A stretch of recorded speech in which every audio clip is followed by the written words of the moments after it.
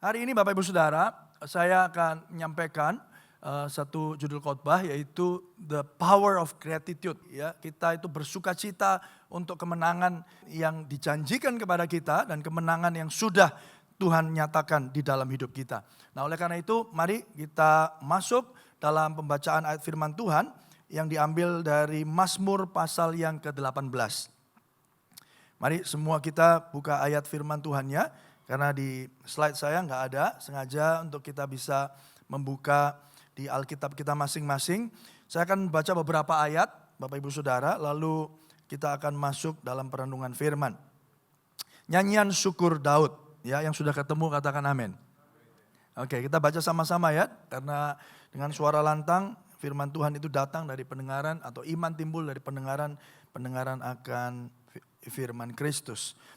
Ayat yang pertama, ayat 1 sampai nanti ayat yang keempat, lalu kita lompat baca di ayat yang ke-46 sampai ayatnya yang ke-50. Oke, ya Mazmur 18, 1, 2, 3. Untuk pemimpin biduan dari hamba Tuhan, yakni Daud yang menyampaikan perkataan nyanyian ini kepada Tuhan. Pada waktu Tuhan telah melepaskan dia dari cengkraman semua musuhnya dan dari tangan Saul. 2, ia berkata, aku mengasihi engkau ya Tuhan, kekuatanku. Ya Tuhan, bukit batuku, kubu pertahananku dan penyelamatku. Allahku, gunung batuku, tempat aku berlindung. Perisaiku, tanduk keselamatanku, kota bentengku. 4, terpujilah Tuhan seruku, maka aku pun selamat daripada musuhku. Ayat 46 saudara, lompat ya. Di bawah kita baca sama-sama ayat 46, 1, 2, 3. Orang-orang asing pucat layu dan keluar dari kota kubunya dengan gemetar. Tuhan hidup, terpujilah gunung batuku dan mulialah Allah penyelamatku. Allah yang telah mengadakan pembalasan bagiku dan yang telah menaklukkan bangsa-bangsa ke bawah kuasaku, yang telah meluputkan aku daripada musuhku. Bahkan engkau telah meninggikan aku mengatasi mereka yang bangkit melawan aku. Engkau telah melepaskan aku dari orang yang melakukan kelaliman. 50, sebab itu aku mau menyanyikan syukur bagimu di antara bangsa-bangsa, ya Tuhan. Dan aku mau menyanyikan mazmur bagi namamu. Yang percaya katakan amin. Sedikit konteks latar belakang, ini nyanyian syukur Daud, Bapak Ibu Saudara. Ketika dia telah dibebaskan dari cengkraman musuhnya, terutama dari cengkraman Saul. Ya, ada yang menarik dari kehidupan Raja Daud, memang ya dia seorang pemazmur, Bapak Ibu Saudara, tapi hidupnya enggak selalu berjalan dengan mulus. Ya, kita tahu ada banyak hal, banyak tantangan, bahkan dia pernah jatuh di dalam dosa. Daud adalah sebuah penggambaran yang sempurna bahwa dia bisa dipakai Tuhan, dipilih Tuhan, jadi biji mata Tuhan. Tapi di saat yang bersamaan dia bukan orang yang sempurna. Dia jatuh di dalam dosa, bahkan dosanya bisa dikatakan luar biasa.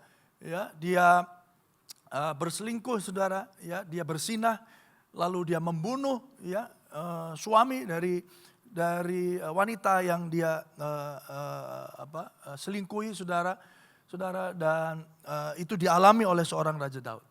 Tapi Tuhan, Bapak Ibu Saudara, menolong dan membebaskan Daud.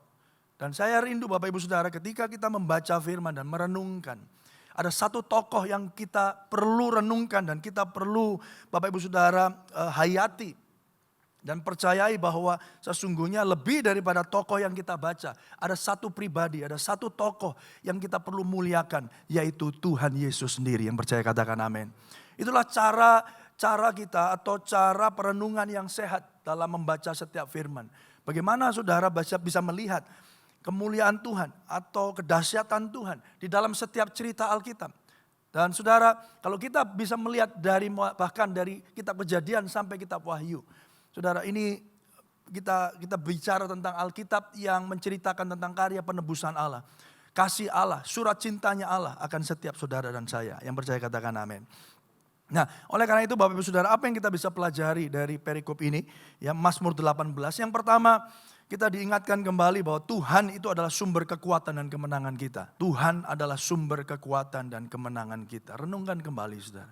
Mungkin saudara hari ini sedang bergumul, mungkin kita sedang hari-hari ini sedang memiliki tantangan. Tapi satu hal percaya bahwa dialah sumber kekuatan dan kemenangan kita. Yang percaya katakan amin. Pertanyaannya gini, Pak saya belum menang. Saya cuma menerima janji menang. Tapi saya belum menang. Saya masih berjuang, saya masih bergumul. Tapi tidak tahukah kita bahwa sebenarnya kemenangan yang sejati telah saudara dan saya terima. Yang percaya katakan amin. Apa itu Bapak Ibu Saudara?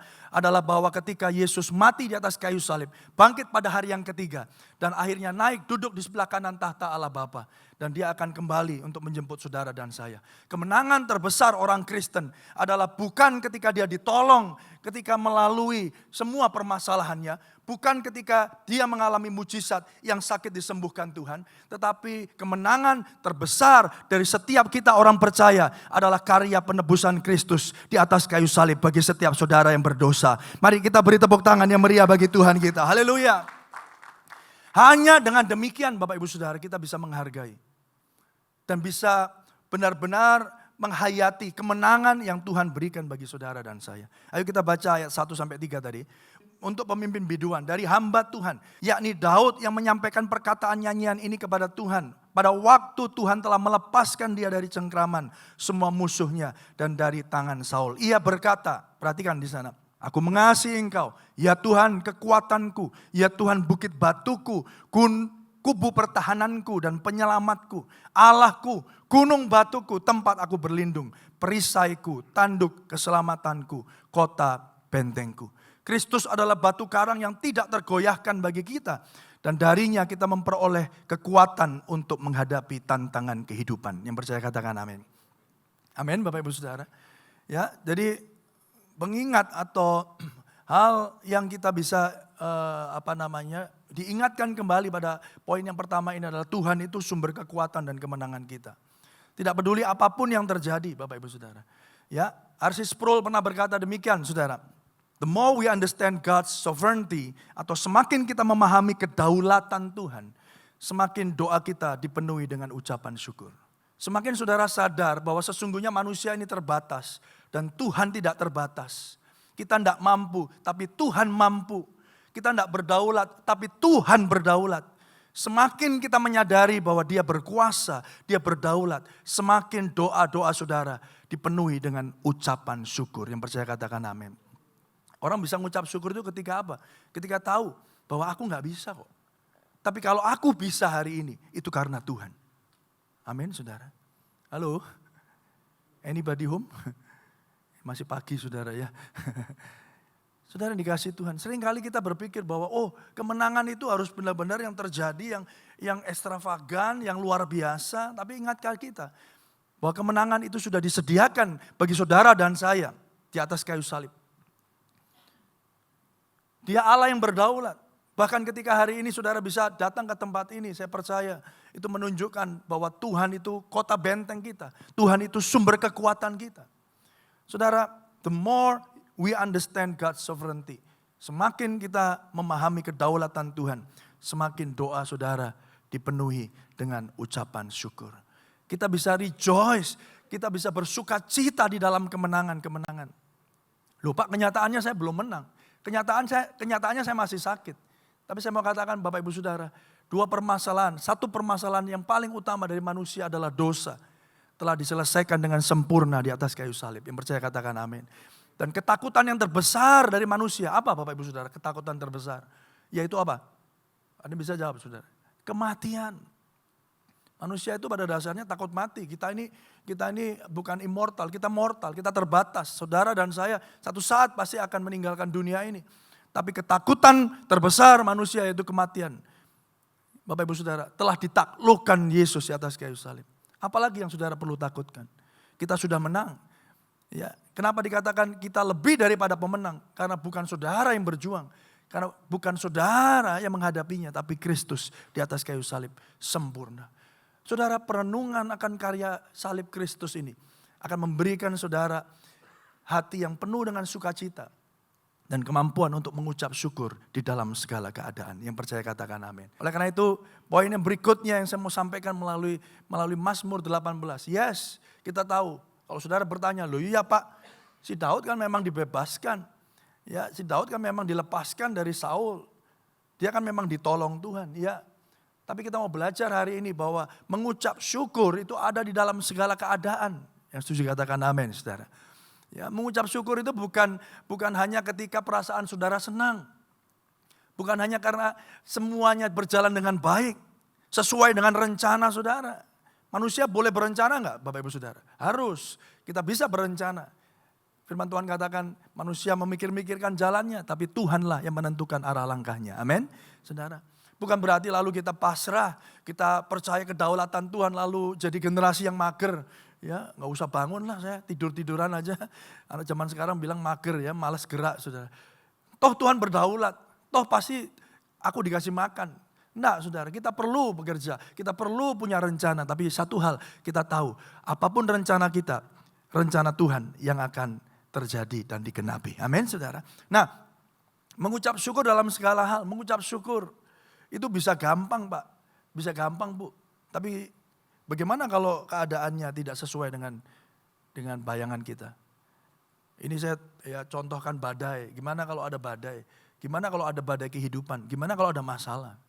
Gimana kalau tiba-tiba ada yang sakit dari keluarga kita? Bagaimana tiba-tiba kalau pekerjaan kita tiba-tiba ada masalah? Ya, hari-hari ini orang bilang, wah ini hidup akan semakin sulit. Tahun 2025 ini akan semakin sulit. Ya, dalam beberapa bulan terakhir, paling enggak 3 bulan terakhir itu terjadi deflasi. Dulu orang pikir, wah kalau inflasi terus itu sulit, lebih baik deflasi. Ya, ternyata justru kalau deflasi secara ekonomi berturut-turut akan menciptakan sebuah masalah. Kenapa? Harga turun saudara. Ya bahkan tapi tingkat purchasing atau kemauan orang untuk belanja juga turun saudara. Kalau semuanya turun semuanya sepi. Dan kalau semuanya sepi ya roda perekonomian gak jalan saudara. Dan akhirnya ya masuk kepada satu krisis ekonomi. Orang bilang wah tahun 2025 ini perang lagi hot-hotnya. Ya lagi semangat-mangatnya ini saudara. Kayak di daerah Timur Tengah dan seterusnya kayak lagi senang perang. Apa yang akan terjadi? Saudara, mudah ketika kita bisa mengucap syukur dalam keadaan yang baik. Tapi 1 Tesalonika 5 ayat 18 dikatakan apa? Mengucap syukurlah dalam segala hal. Sebab itulah yang dikehendaki Allah di dalam Kristus Yesus bagi kamu. Dikatakan mengucap syukurlah di dalam apa? Segala hal. Sama-sama katakan segala hal. Dijawil temannya kanan kiri saudara. Ditepuk segala hal. Bener loh ya, yang tidur dibangunin saudara. Segala hal. Segala hal. Bisa nggak kita masih bisa tersenyum ketika semuanya dalam keadaan yang nggak baik-baik saja. Hari-hari ini penting saudara. Besok kita akan lihat saudara yang bergerak di bidang ekonomi, saudara mulai wait and see. Kenapa hari-hari ini saudara tingkat kemampuan beli masyarakat itu stagnan bahkan cenderung turun, ada deflasi. Kenapa? Orang wait and see. Mau mulai investasi baru lagi tunggu-tunggu nih. Ini lancar nggak? Lancar nggak? Ada demo nggak? Ada penolakan nggak? Tapi kita percaya, Bapak Ibu Saudara, firman Tuhan berkata mengucap syukur dalam segala hal. Yang percaya katakan amin, saudara. Biar hari ini kita mau coba praktekkan, mengucap syukur dalam segala hal. Kalau baik, ucap syukur gampang nggak? Gampang, saudara. Kalau dipromosikan, naik jabatan, naik gaji, diberkati, ya yang nggak punya jodoh dapat jodoh, saudara. Yang nggak punya anak ternyata didoakan akhirnya mengandung, mengucap syukur gampang nggak? Gampang. Tapi kalau ternyata ada diagnosa dokter, ternyata ada berita buruk di perusahaan kita, ada berita buruk di tempat pekerjaan kita, mengucap syukur menjadi sangat sulit. Oleh karena itu hari ini Bapak Ibu Saudara, mari kita renungkan kembali. Bagaimana sikap kita? Saya mau cerita satu pribadi, namanya Joni Tada. Ya, Joni Tada itu nama suaminya, saudara. Dia waktu masih muda, 17 tahun, dia itu nyelam, saudara. Dia suka diving, anak muda, orang Amerika. Ya, dia aktif sekali, outdoor activities. Dia nyelam, dia diving, dan dia mengalami kecelakaan, 17 tahun. Dan dia mengalami kelumpuhan. Saudara, dia duduk di kursi roda sampai hari ini, saudara. Ya, ia keluar dari rehabilitasi dengan tekad untuk membantu orang lain yang mengatasi atau yang mengalami situasi yang sulit atau yang serupa. Tahun 1979 ia mendirikan Johnny and Friends, sebuah pelayanan yang berkomitmen untuk menyebarkan Injil kepada orang-orang yang hidup dengan disabilitas. Sebagai penulis, dia sangat produktif, ada 45 buku, ya, termasuk salah satu judul buku yang terbaru, The Practice of the Presence of Jesus. Johnny juga seorang penyiar radio dan pelukis seni rupa. Ia tinggal di California bersama dengan Ken, suaminya. Saudara, kalau dia ngelukis, dia nggak bisa pakai tangannya, dia pakai mulutnya, saudara. Ya, sticknya ditaruh di mulutnya terus ngelukis gini. Saudara bisa bayangin, saya aja punya tangan lengkap, nggak lumpuh, ngelukis, ya pasti lukisan saya jelek, nggak laku, saudara. Saya nggak bisa gambar, saudara. Jadi si Johnny ngelukis pakai mulutnya, ada tampilannya. Dia katakan begini, saudara. Dia ngomong begini, ini orang lumpuh dari umur 17 tahun. Tapi hari ini dia melayani Tuhan begitu rupa. Dia katakan ada perbedaan besar antara merasa bersyukur dan mengucap syukur. Satu respon melibatkan emosi, yang lain adalah kemauan kita. Percaya kepada Tuhan tidak ada hubungannya dengan percaya pada perasaan. Yang percaya katakan amin. Kadang kita itu masih main perasaan. Benar gak saudara? Kalau perasaanku baik, perasaanku senang. Oh, aku mengucap syukur, aku senang ini. Saudara, bersuka cita atau give thanks itu bukan feeling. Ya, mengucap syukur itu bukan perasaan. Ada bedanya, saudara, antara, memang agak sulit ya Bapak Ibu Saudara, di dalam bahasa Indonesia. Di situ dalam bahasa Inggrisnya dikatakan between feeling thankful and giving thanks. Kalau giving thanks itu seperti kata kerja. Mengucap syukur, kata kerja. Bukan cuman perasaan bersyukur saja. Kalau perasaan bersyukur itu datang dari sebuah perasaan yang dari keadaan dari luar ke dalam. Semuanya baik, ya, semuanya indah, kita bisa bersyukur.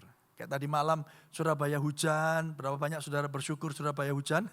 Ya, panas sekali saudara ya. Saya ini Surabaya Malang saudara ya. Karena gereja kami juga ada di Malang, saudara. Saya pikir, waduh di Surabaya panas, saya tak ke Malang aja. Sama saudara. Ya, di Malang juga seperti Surabaya seperti biasanya. Ya, jadi kalau saudara orang Surabaya biasanya ke Malang dingin, ya saudara kita ke Malang sekarang, lah kok kayak ini kayak Surabaya seperti biasanya, saudara. Ya, cuma kami ada yang tinggal di pucuk gunung di daerah Junggo sana di Batu, saudara. Itu dingin. Kemarin saya ketemu dia. Gimana Junggo? Dingin nggak? Wah, di Junggo Pak, itu kayak Malang waktu biasanya. Jadi panas semua saudara. Ya, saya cari dingin ini di mana nih ya dingin ya. Saudara, tapi tadi malam saya dengar, saya baru sampai rumah tadi jam 1 malam, saudara. Saya dengar, wah di rumah sampai di Surabaya Ahmad Yani, loh kok basah semua, hujan. Ya bersyukur. Tapi feeling thankful itu beda dengan giving thanks. Beda dengan giving thanks. Saudara, ada perbedaan besar antara bersyukur dan mengucap syukur. Ketika kita bersyukur, saya tuliskan di sana, kita mengakui bahwa kekuatan kita itu berasal dari Tuhan dan bukan dari diri kita sendiri. Yang setuju katakan amin. Kalau saudara hanya feeling thankful, saudara akan begini, aku dipengaruhi oleh perasaanku. Kalau semuanya baik, semua senyum sama saya juga ikut happy, saya juga ikut senang saudara. Itu dari luar ke dalam. Tapi kalau saudara mengucap syukur, it is your decision, itu sebuah keputusan. Dan saudara berkata, aku mengakui bahwa kekuatanku terbatas, tapi kekuatanku dari Tuhan yang tidak terbatas. Yang setuju katakan amin. Beri tepuk tangan yang meriah bagi Tuhan kita. Kita mengakui bahwa kekuatan kita terbatas. Dan kalau kita bisa hidup hari ini, kita bisa berdiri hari ini, itu karena Tuhan yang bekerja di dalam saudara. Dia Allah yang mengasihi kita, Allah yang memelihara kita. Dan disitulah kita bisa mengucap syukur. Dan saudara, pada akhirnya mengucap syukur itu akan menghasilkan kekuatan untuk menghadapi tantangan. Kenapa? Karena it is your decision untuk bergantung bukan pada kekuatanmu sendiri, tetapi pada kekuatan Tuhan yang dahsyat. Amin, saudara. Mengucap syukur akan menghasilkan kekuatan untuk menghadapi tantangan. Mari kita baca ayatnya ya. Ini, mengucap syukur itu adalah atau menghasilkan kekuatan untuk menghadapi tantangan. 46-50. Orang-orang asing pucat layu keluar dari kota kubunya dengan gemetar. Tuhan hidup.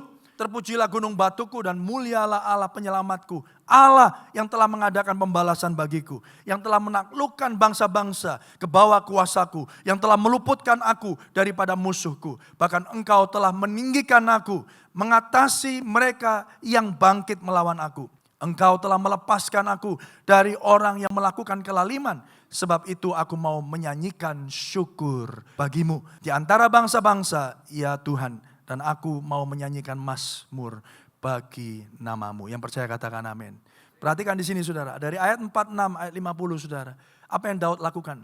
Dia menggeser, dia mengalihkan perhatiannya dari permasalahannya saudara kepada Tuhan yang besar lebih daripada masalahnya. Yang percaya katakan amin. Dia berkata, Tuhan hidup. Dia mengadakan pembalasan, dia menaklukkan bangsa-bangsa, dia meluputkan aku.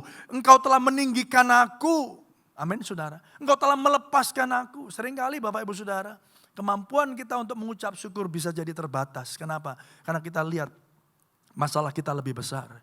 Kita lupa berfokus kepada Tuhan yang jauh lebih hebat, jauh lebih berdaulat, jauh lebih dahsyat dari permasalahan saudara dan saya. Yang percaya katakan amin. Kemenangan Daud menggambarkan kemenangan Kristus. Kemenangan Daud, dia katakan begini, ini bukan kemenanganku. Tapi Allah lah yang memberi kemenangan itu bagiku. Engkau yang meluputkan aku. Bapak Ibu Saudara yang dikasih Tuhan, coba perhatikan di sana. Engkau yang meninggikan aku. Engkau yang mengadakan pembalasan bagiku. Lihat saudara, fokusnya siapa? Bukan dirinya sendiri, tetapi Tuhan yang menjadi fokus dan sumber kekuatannya. Kemenangan Daud menggambarkan kemenangan Kristus. Kemenangan Kristus akan memampukan kita untuk dapat mengucap syukur senantiasa. Saudara mau mengucap syukur di tengah dunia ini, Bapak Ibu Saudara? Di tengah ketidakpastian dunia ini, saudara kita mau mengucap syukur, amin saudara? Katakan pada sebelahmu gini, yuk kita ucap syukur sama-sama. Amin, haleluya. Kadang gini saudara, kita terbiasa untuk take it for granted. Saudara tadi kesini naik apa? Naik motor. Saudara kesini naik apa tadi? Naik mobil, saya lihat mobil banyak di depan. Kita pernah bersyukur enggak? Kita bersyukur enggak kalau hari ini saudara dari mobil saudara bisa jalan sampai tempat duduk saudara hari ini? Saudara bersyukur enggak? Just recently, kita baru saja lewati pandemi yang begitu rupa.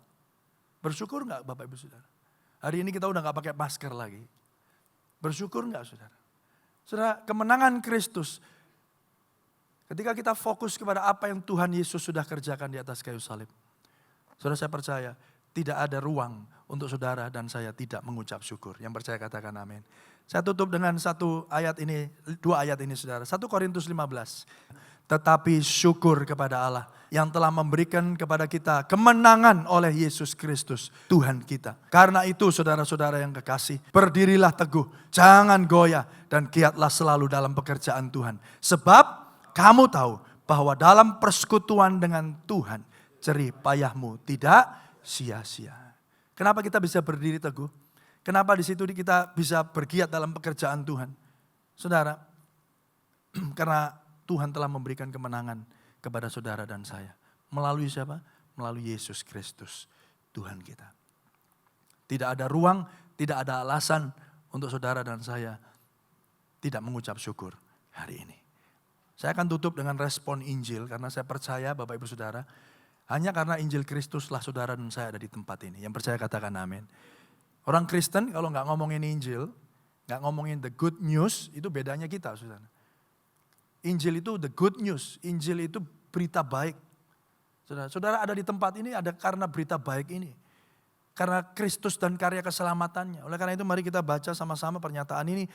Di atas kayu salib Kristus menerima kekalahan agar kita mengalami kemenangan sejati yang memampukan kita untuk bersyukur apapun keadaannya. Yang percaya katakan amin.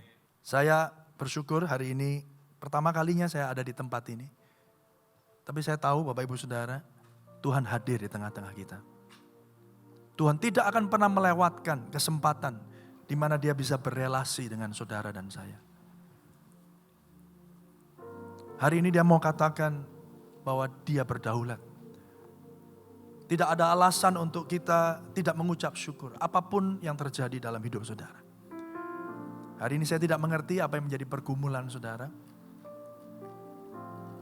Tapi mari Bapak Ibu Saudara, kita masuk lebih dalam perenungan kita hari ini. Raja Daud, saudara, dengan begitu banyak permasalahannya, dia bisa mengucap syukur. Dan dia bisa melihat dengan jernih bahwa kalau dia bisa dilepaskan dari Saul, dia bisa menang atas musuhnya, itu bukan karena hebatnya dia. Seringkali kita berpikir, when we are happy, ketika keadaan baik, kita bisa mengucap syukur.